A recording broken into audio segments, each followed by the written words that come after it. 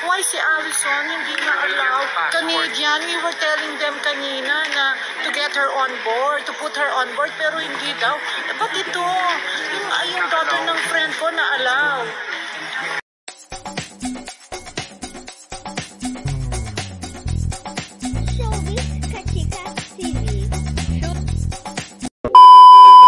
Hello mga kachika!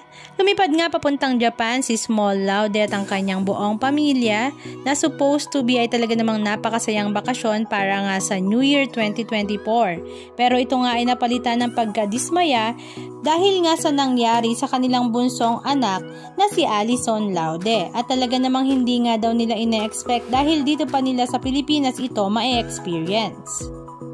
Ang kanyang anak na si Allison Laude ay hindi nga pinayagan na makasakay ng eroplano para lumipad papuntang Japan dahil nga sa pagkakamaling nagawang desisyon ng check-in manager ng Philippine Airlines. According nga daw sa check-in manager ng Philippine Airlines ay tumawag nga daw sila sa Japanese Embassy para i-double check kung pinapayagan nga daw makapasok sa Japan ang Canadian Temporary Holder Passport. At ang desisyon nga ng check-in manager ay according nga daw sa Japanese Embassy at hindi nga pinayagang lumipad at makasakay ng eroplano si Allison. Pero ang pinakamasakit ay nalaman nga niya na hindi naman pala tumawag ang check-in manager sa Japanese Embassy dahil nakita nga ni Small Laude ang kanyang kaibigan na kasama at nakalusot ang anak na meron ding temporary Canadian passport holder. Awang-awa nga daw siya sa kanyang anak na si Allison na umuuwing umiiyak dahil hindi nga nakasama.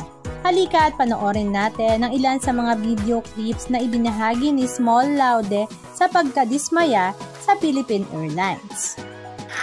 Look, we're here in Japan now and my friend got into Japan with a temporary passport ng US.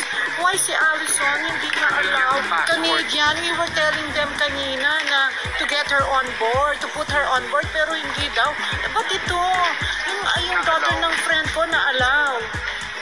Okay, we'll just call you when you get back.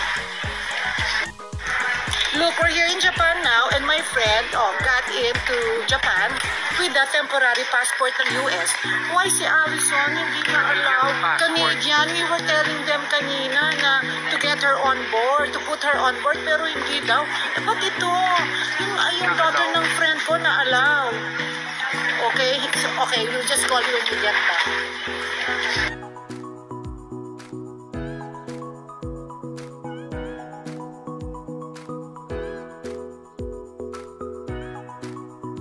Anong masasabi nyo mga kachika? Just comment down below. And please don't forget to subscribe. Thank you!